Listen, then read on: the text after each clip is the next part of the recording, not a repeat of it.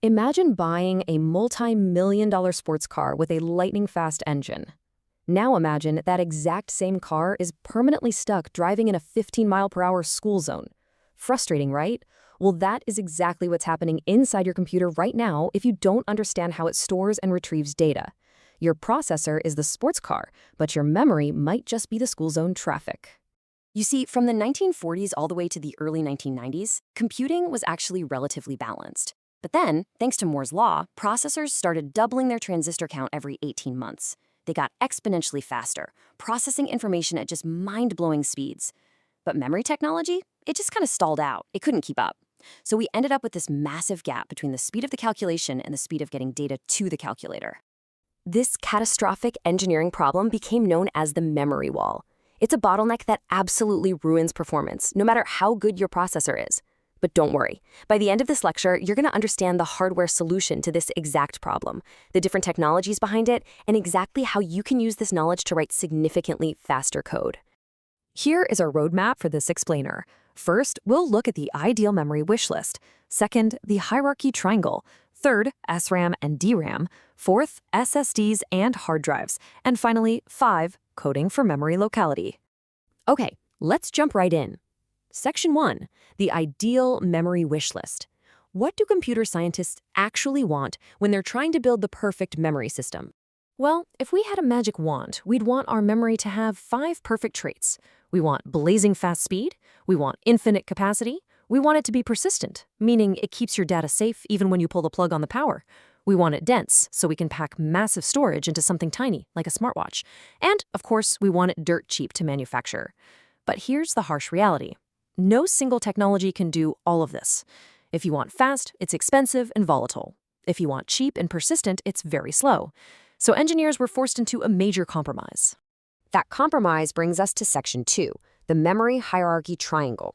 This is the structural solution to that dreaded memory wall. Since no one memory type is perfect, we layer them in the shape of a triangle. At the very top, physically closest to the processor brain, we put the fastest, smallest, and most expensive memory. As we move down the layers of the triangle, physically further away from the processor, the memory gets slower, but its capacity gets massive and the cost drops significantly. This hierarchy is basically your ultimate cheat sheet. Keep this structure in mind because we're going to look closely at these layers starting right at the top. Moving right along to Section 3, SRAM and DRAM explained. Let's look at those top 2 tiers of our triangle, the volatile hardware that works directly with the processor. What's really interesting here is the physical difference between these 2 technologies. SRAM, or static random access memory, is used for the processor's cache. It is incredibly fast, but bulky. I mean, it takes 4 to 6 transistors just to store a single bit. Because of its physical footprint, we can only fit a tiny amount, just kilobytes or megabytes, directly on the processor chip. Now contrast that with DRAM, or dynamic random access memory. This is your computer's main memory. It uses just 1 tiny capacitor per bit. It's way denser, allowing for gigabytes of storage, but it sits off-chip, which makes it slower to reach. Now you might be asking, why is it called dynamic RAM? Why does DRAM need a refresh cycle? Well, remember those tiny capacitors holding your data? Think of them like leaky buckets. When they hold an electrical charge, representing a 1, that charge slowly leaks away. To stop your data from just evaporating, built-in circuitry has to dynamically check and refresh those capacitors with new charge every few milliseconds. Without that constant dynamic refresh, your computer's main memory would just go totally blank.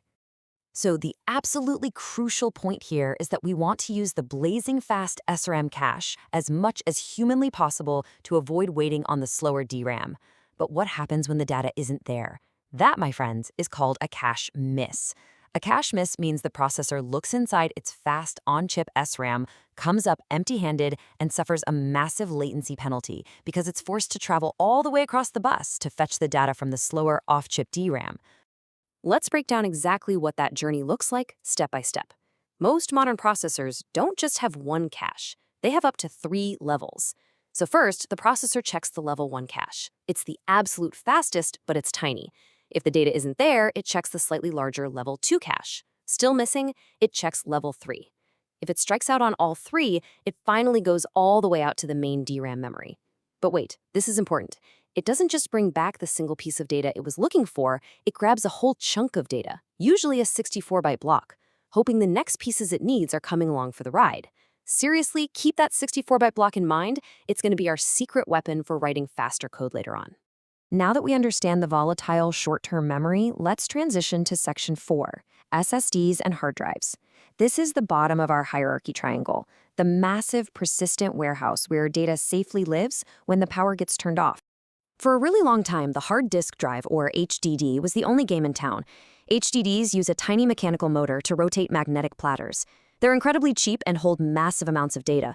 We're talking several terabytes. But because they rely on actual physical moving parts, they are severely slow compared to RAM. To fix this, engineers created solid-state drives, or SSDs. The term solid state literally means no moving parts. SSDs use flash memory built on NAND logic gates to electronically store data. And that makes them 2 to 3 orders of magnitude faster than a traditional hard drive. But SSDs aren't entirely invincible. Look at this surprising hardware fact from the source material. The physical storage cells that make up an SSD actually wear out after 100,000 to 1,000,000 accesses.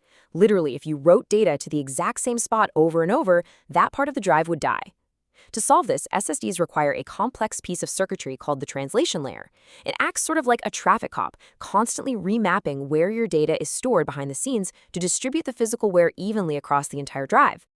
Okay, let's connect all this hardware knowledge to real-life software development. Section 5, Coding for Memory Locality. This fulfills our learning promise from the start. Knowing how memory is built is exactly how programmers write significantly faster applications. If you want your program to just scream past the memory wall, you need it to exhibit something called locality. There are 2 main ways to do this. The first is spatial locality. This means you structure your code to access data in a sequential, consecutive order, like reading through a simple array from start to finish. The second is temporal locality. This is when you reuse the exact same data or instructions multiple times in a really short window, like running a simple for loop 1,000 times. Both of these techniques ensure that your data stays in the blazing fast cache, drastically reducing those slow cache misses we talked about earlier. Let's make this easier with a concrete example. Remember earlier when I highlighted that the cache doesn't just pull one piece of data, but a whole chunk? That chunk is typically 64 bytes. Let's say you're writing code to read a huge matrix of data. If you write your code to randomly bounce around the matrix, you trigger a slow memory fetch every single time. But if you align your code to read row by row consecutively, well, the very first time you ask for an element, the cache pulls a 64-byte block of the matrix. The next time you ask for the next element, you don't even have to wait. It's already sitting right there in the fast cache. This brilliantly illustrates why organizing data sequentially results in massive performance gains. Before we wrap up, let's quickly summarize the key points. Your computer's memory is a carefully engineered hierarchy. At the top, we have fast, tiny, volatile SRAM cache sitting directly on the processor. Below that is the larger, slower DRAM main memory. And at the very bottom sits your massive, persistent storage like SSDs and hard drives. As a programmer, your ultimate goal is to keep the processor fully fed by keeping your data as high up in that hierarchy as possible. So think about this. How will you structure your next data loop? Are you going to use spatial locality to maximize those 64-byte blocks? Definitely think about that the next time you code. In our next explainer, we'll see exactly